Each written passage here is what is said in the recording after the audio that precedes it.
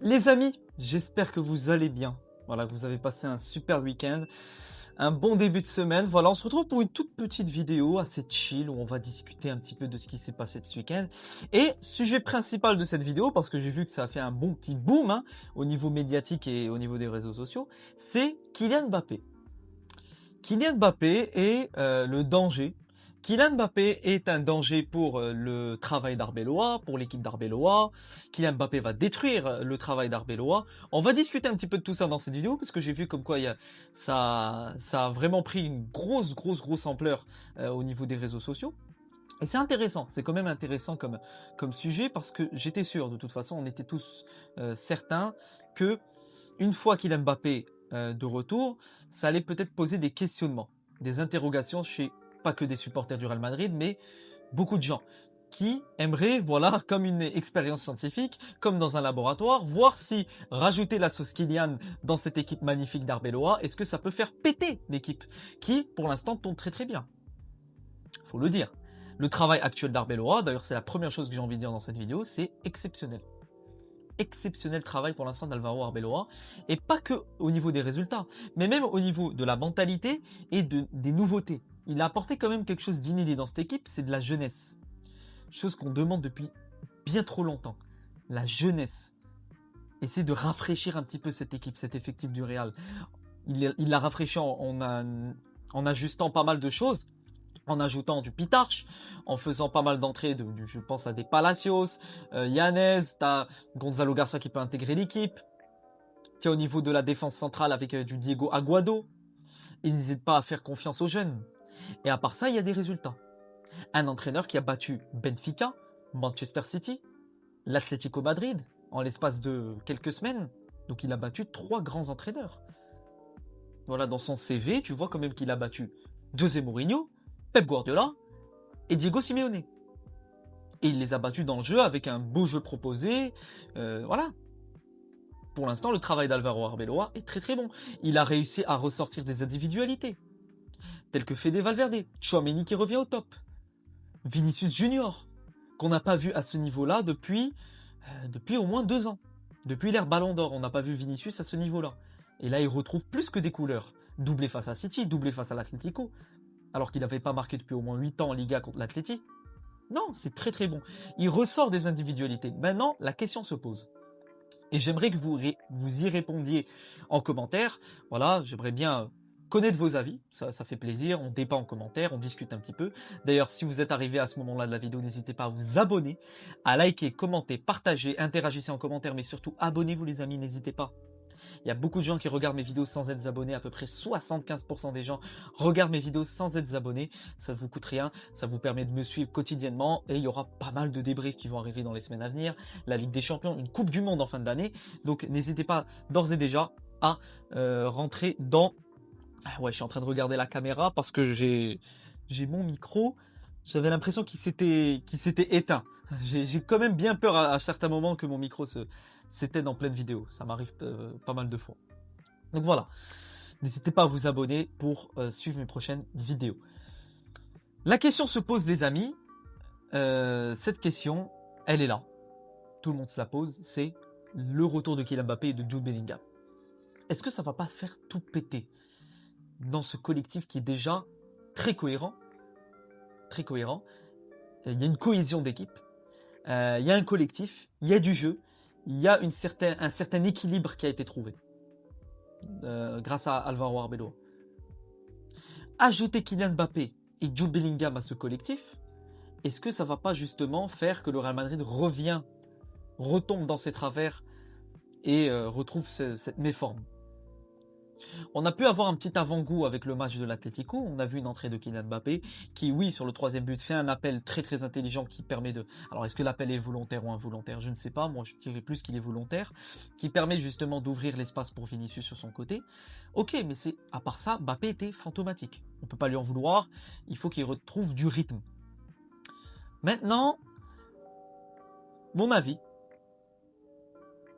Alvaro Arbeloa, je pense que c'est un entraîneur qui va penser à sa face, qui va penser à lui avant tout, qui va se dire que si je peux gagner des titres, et je suis sûr et certain, je suis convaincu qu'il sait très bien que s'il reste sur cette cohésion d'équipe, sur cet équilibre qui a été bien trouvé, sur ces mêmes individualités, il peut aller chercher des titres.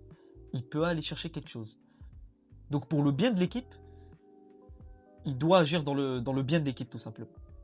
Je dis pas qu'il doit faire annuler tout simplement, mettre une croix sur Mbappé et Bellingham, mais pour moi Mbappé et Bellingham doivent retrouver leur place. C'est pas de par leur statut qu'ils doivent retrouver l'équipe première. Ils ne doivent pas être titulaires indiscutables dans cette équipe du Real de par leur statut. Mais on sait très bien que dans actuellement le monde du football, le statut joue énormément dans une équipe. Malgré le niveau. Le statut prime sur le niveau. Malheureusement, c'est une hiérarchie qui est connue. On ne peut pas s'en passer, malheureusement. À part Luis Enrique qui a prouvé qu'il n'y a pas que les statuts, il y a aussi le bien de l'équipe. Il l'a prouvé et ça a amené des résultats. Álvaro Arbeloa doit suivre ce chemin. Kylian Mbappé actuellement, je vous le dis dès maintenant les gars, est un casse-tête. Est un casse-tête. Je dis ça pas parce que je le déteste, loin de là. D'ailleurs, ça aussi, il faut que je parle de ça dans cette vidéo. Les pro-joueurs, ça aussi, ça m'emmerde un petit peu. Les pro-joueurs, j'en vois plein sur les réseaux. Ça tombe sur Riles, ça tombe sur à droite, ça tombe sur à gauche. Riles qui se prend une énorme comment dire, sauce dans les réseaux sur les réseaux par les pro-Vini. Par les pro-Vini, les pro... Voilà, il y a une bataille de pro. Moi, j'en ai marre de cet esprit de pro. On est au Real Madrid, on soutient un club. T'as un joueur comme Vinicius Junior qui, oui, quand il était en méforme, quand il n'était pas bon, tu vas pas venir dire « Ah, mais il était bon !» Tu vas pas venir, les amis, Vinicius n'est pas bon, mais il faut l'encourager. Mais il n'y a pas de souci. Mais il est très bon. Non. Parce que là, c'est être hypocrite aux yeux de Vinicius. Aux yeux de ce qu'a prouvé Vinicius. Vinicius, c'est ça, hein. Vinicius, il a prouvé des choses, les gars. Si vous êtes nés avant-hier, Vinicius a prouvé des choses. Pas que l'an 2024. Les gens vont penser à sa saison Ballon d'Or. Moi, je pense également à sa saison sous Karim Benzema, quand on a gagné la Coupe du Monde, la Ligue des Champions en 2022. Sa saison 2023 également, où il portait le Real. Ça, c'est un Vinicius.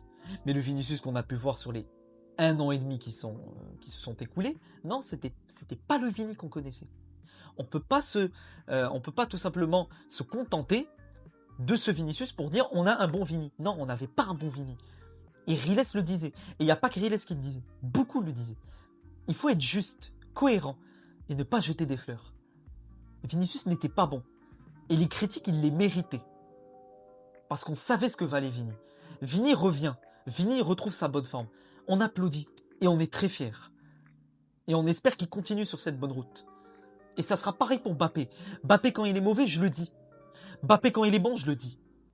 Il faut pas être dans cette... Les gars, et je parle à ceux qui supportent le Real Madrid. Vous supportez le Real Madrid. Vous supportez le Real Madrid. Vous ne supportez pas des joueurs. Enfin, il y a peut-être certains qui supportent des joueurs avant le club. Et ça, c'est un débat. Les gens qui vont dire, ouais, mais les joueurs font l'équipe. Oui, mais s'il y a des joueurs qui sont en mauvaise compatibilité, il n'y a pas que les joueurs qui font l'équipe. C'est un assemblage, c'est des pièces de puzzle, les joueurs. Tu les assembles correctement, tu as une équipe. Et c'est le club qui prime sur l'équipe.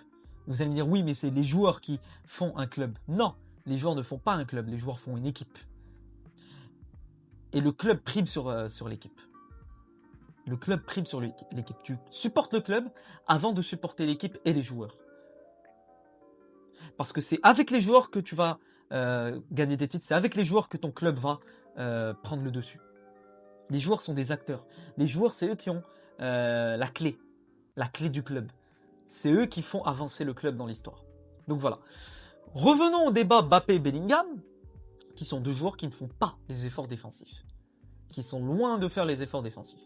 Alors, Bellingham, c'est plus un joueur qui va, je ne vais pas vous mentir, je le vois mieux s'arracher. C'est-à-dire que si un entraîneur comme Arbeloa vient, est amené à dire, par exemple, à un Jude Bellingham, qui devra faire des sacrifices et faire des efforts, je vois plus Bellingham faire les efforts. Je vois plus Bellingham s'arracher pour le collectif et pour l'équipe que Mbappé. Mbappé, je l'ai vu juste sur la petite entrée qu'il est rentré hier, bien timide, contre l'Atlético. Je ne vais pas vous mentir que je n'ai pas vu un seul déplacement défensif. Un seul repli. Je n'ai rien vu en termes de déplacement. Et ça, c'est inquiétant. C'est inquiétant. Parce que comme on le dit, s'il ne l'a pas fait une fois, ni deux fois, ni trois fois, pourquoi il le ferait ? Donc ça veut dire que dans ses gènes, c'est pas il n'a pas cet esprit de faire les efforts. Peut-être qu'il sait que c'est important, mais il ne les fait pas. Est-ce qu'il ne les fait pas par volonté? Est-ce qu'il ne les fait pas par involontairement, inconsciemment? Je pense pas. Pour moi, il ne les fait pas volontairement. À croire par ego également que s'il ne les fait pas, pourquoi c'est lui qui doit les faire et pas les autres? Alors qu'en fait, tu dois avoir cet aspect de leader.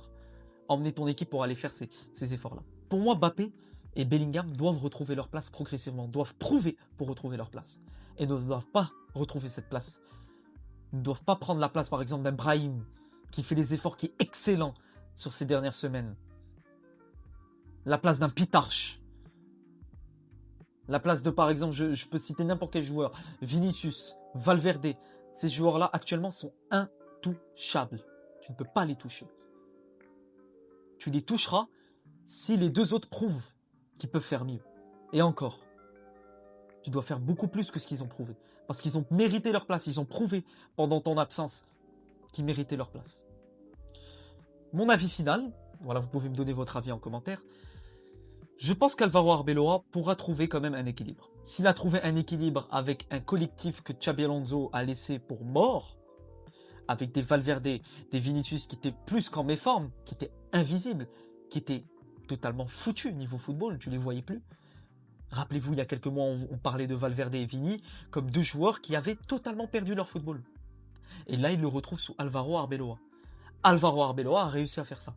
Donc, est-ce qu'il sera en mesure de réussir? Est-ce qu'il sera en mesure de faire que Kylian Mbappé et Jude Bellingham fassent les efforts de manière régulière? S'il arrive à faire ça, chapeau à lui. Chapeau à lui. Ça va pas être facile, mais je lui fais confiance. Je fais totalement confiance à Alvaro Arbeloa. Excellent coach sur ce qu'il a prouvé. Oui, je me suis trompé, je peux le dire, je l'avoue. Je m'en excuse. Évidemment qu'on peut se tromper dans la vie, on peut se tromper. Je vais pas toujours avoir raison. Je suis qu'un mec qui donne ses avis football, qui partage sa passion. Je suis pas là à vous dire que tout ce que je dis est vrai. Je donne juste mes avis. Et évidemment que les gens en commentaire peuvent me donner leur avis. Et je suis d'accord, pas d'accord. Ça c'est un autre souci. Ça fait partie du débat. Je suis pas là pour donner des vérités. Je suis là pour donner des avis. Et je me suis trompé. Alvaro Arbeloa fait un excellent travail et fait un meilleur travail pour l'instant. Tu ressens plus sa touche que Xabi Alonso.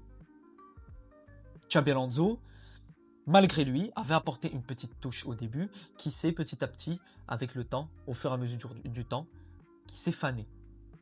De par l'ego, de par un message qui ne passait plus, de par un vestiaire qui s'est brisé, qui a été beaucoup plus consolidé grâce à Alvaro Arbeloa, qui a apporté cette union, cet esprit de famille. On ressent une équipe sur le terrain, une équipe qui se donne pour les joueurs, pour le collectif, pour le club. Et ça fait plaisir. Donc voilà les amis, c'est tout ce que je voulais dire pour cette vidéo. On est revenu sur pas mal de choses. Donc voilà, n'hésitez pas à me donner votre avis en commentaire. Passez une excellente semaine. On est en pleine trêve internationale, donc on n'aura plus de matchs pendant un petit moment. J'essaie de trouver pas mal de sujets de vidéos à faire avec vous. Donc voilà, on se retrouve pour d'autres vidéos, et évidemment à la Madrid, in Adamas, et à bientôt pour de nouvelles aventures. Ciao mes potes.